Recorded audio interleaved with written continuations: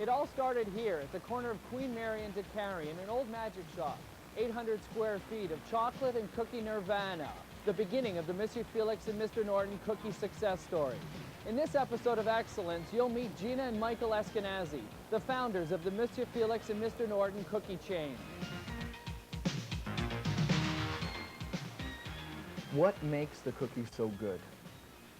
Well, the cookies are made with all natural ingredients. Everything we put into the cookies is fresh. We break whole eggs. We use only sweet butter, no margarine or any kind of oils. And of course, the most important ingredient is the big chunks of Swiss chocolate. We've got big chunks of white chocolate, milk chocolate, and bittersweet chocolate. And they just explode in your mouth whenever you bite into one of our cookies. Michael grew up in a modest home close to where he and Gina now live. The son of a Turkish immigrant, Michael recalls his days as a child entrepreneur and then high school and university. What were you like as a kid? Well, I think I was born as an entrepreneur. I used to buy comic books, and then I used to sell them. I'd even sell my brothers and sisters comic books to make a few extra cents here and there. And I remember my parents loved to tell the story that when they raised my allowance, my weekly allowance to 25 cents, I went back to them and asked for an extra 2 cents to pay the tax, saying, why should I pay the tax? The government charges it, you should give it to me. What about high school and university? High school and university, I sort of waltzed through. A lot of school came very naturally to me. I did quite well in school, but I really didn't enjoy school. Any excuse to take off. Most of my time through CEGEP and university was spent playing cards and skipping classes. Even so, I still pulled through with quite good marks, and I used to really think that school was doing nothing for me, and it was just making me wait to get out in the world and start making money, which which was quite a motivator for me then. And it's only in the last few years, since I've been in my own business, that I really understand the value of my commerce degree, and I've really used a lot of my accounting and marketing and management training that I got in school. After graduating from Sir George Williams University, Michael traveled throughout Europe for a summer and then settled back in Montreal, where he took a job with a chain of women's fashion stores as the lease administrator and manager of internal auditing and training, flying across the country, checking up on the internal security throughout the chain and training employees in the company system. How did your first big job affect you to help you get to where you are today? Well, I really learned an awful lot from that job. I was there for almost 7 years, and I was in 2 completely different areas of that company, and both of them have helped me a lot. In the first 3.5 years I was there, I worked in the real estate division and was negotiating deals for them for new stores in shopping centers, getting to know all the key people in the Canadian shopping center industry and all the ins and outs of leasing and leases, which is very technical and very legal, and working very closely with the lawyers, as well as the accounting end of things, learning how all the accounting was done. I used to do analysis of profit and loss store by store for this company that had over 500 stores, and try to determine why a certain store did well and why another one did poorly, and make reports to the management on that. And that analysis certainly helped me understand what makes a retail store tick. And from then I went into the operations division, and I was working in the internal audit and training, and I got out in the field and got to work in the stores and with the people and learn a lot about human relations and employee motivation, as well as systems, control systems within a store, controlling the merchandise flowing in and out, as well as all the other key things like payroll and the cash register and cash accounting, and all this is stuff was very invaluable to setting up my own retail chain. Michael left the chain in 1983 to work as a vice president at a chain of gift stores, then on to another chain of women's fashion stores where he was the right arm of the president. How did that experience help you get to where you are today? Well, I was able to use, in those jobs, I was able to use the experience that I got at the big chain and apply it to a smaller chain, and work very closely with the entrepreneurial type owner And I got to understand a lot of the differences between running a massive operation and running a smaller operation. And I learned a lot more about being an entrepreneur from these two guys that I worked for. Then suddenly, he was fired. What did you think the day you got fired? Well, I was really crushed. I was really hurt, and I didn't see it coming. I felt that I had given everything necessary and more, and I was still in my 20s. I had been working my way up the corporate ladder through these companies, and I was very successful, well ahead of many of my friends that I graduated with, and all of a sudden I was out on the street with no income and not really sure what I wanted to do. And one thing that came to mind right away was that now is the time, the perfect opportunity to do my own thing. That I don't have to give up a steady salary and a company car and some of the other benefits that I have. I've lost them now. So I have nothing to lose. It is time, it's something I've been talking about, and it's time to go ahead and do it. So it really gave you the initiative. That horrible moment, out of that experience, it really gave you the initiative to go out on your own and say, you know, the heck with I it, realized do how it. fragile your relationship with an employer can be. That at his whim, you can be without a job. And I said, I don't want to put myself give somebody else that control. I want to have that control. Although she stood beside him the whole way, Gina had her doubts when Michael told her what he wanted to do and then offered to make her a partner. Gina grew up in Utramo, the daughter of Polish parents of moderate means. Gina and Michael met at a party in 1979. Several months later, they got together, and 6 months later, Michael asked Gina to marry him.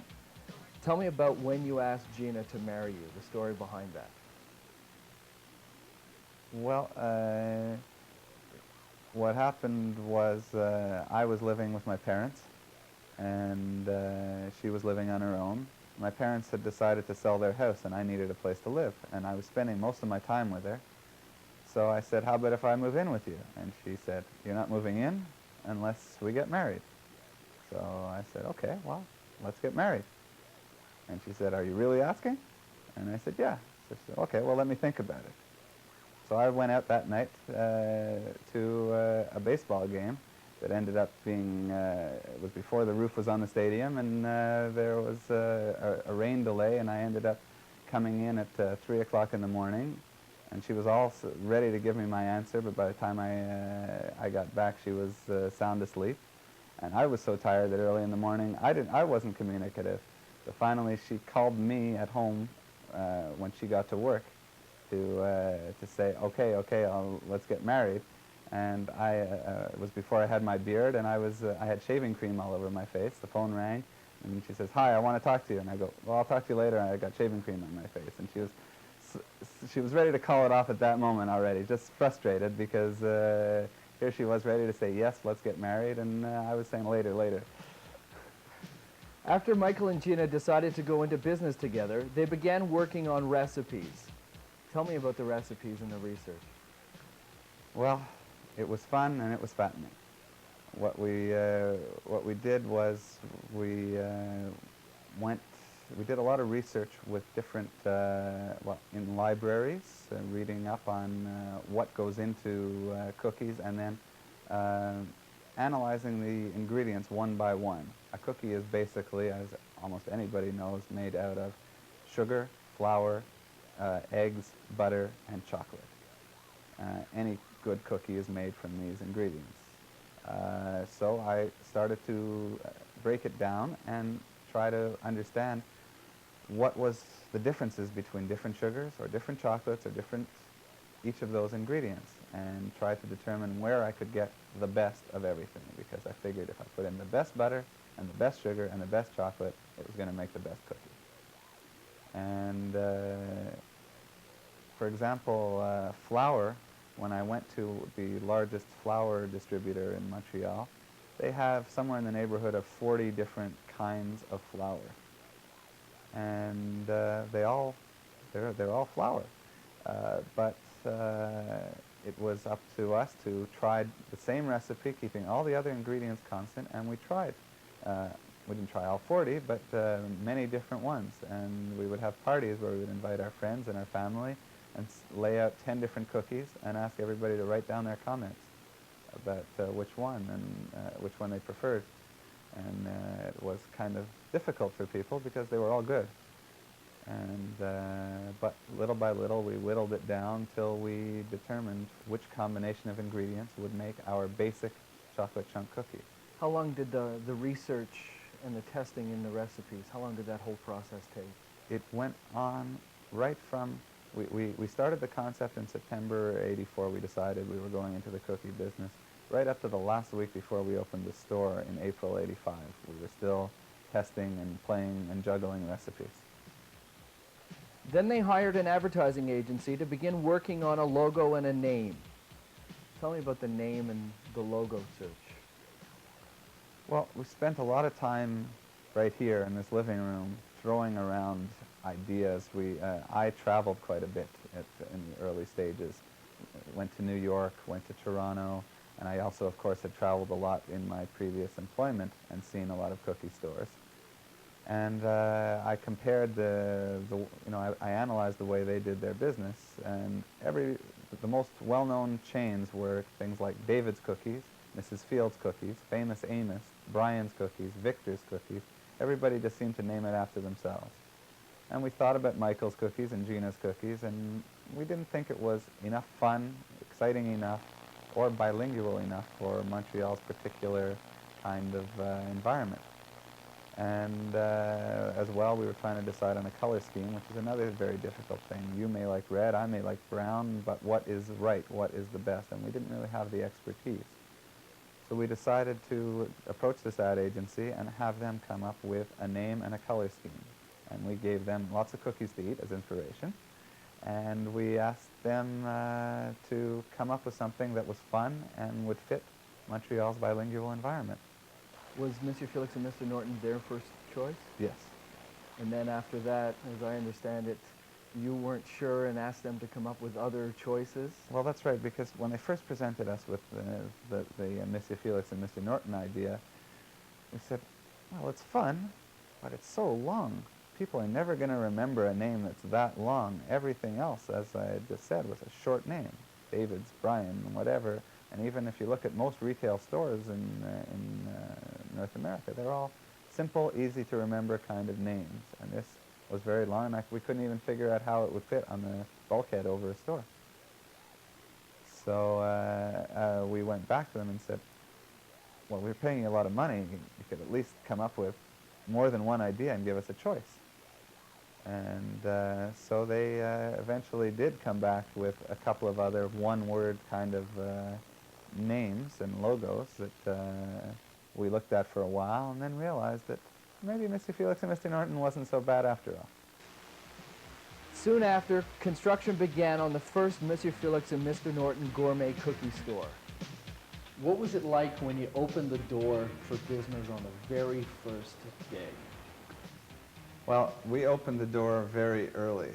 I was in here at 5 o'clock in the morning baking cookies, and Gina came in at about 6 and picked up the first batch of cookies and went downtown to all the radio stations in Montreal and brought in free samples to the different announcers and told them that we were opening for business. And we were hoping that at least one of them would say something nice about our cookies. As it turned out, we went 8 for 8. All 8 different announcers that we gave cookies to went on and on about how these were the best cookies they had ever tasted, and they mentioned our address and brought a heck of a lot of people to our door that very first morning.